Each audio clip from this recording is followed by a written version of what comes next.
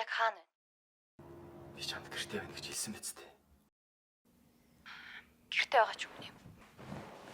Би чамайг санаад байна. Би чамтай уулзмаар байна.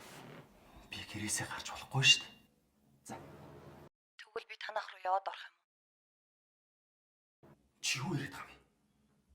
Би танаа гэрээ чинь. Аа.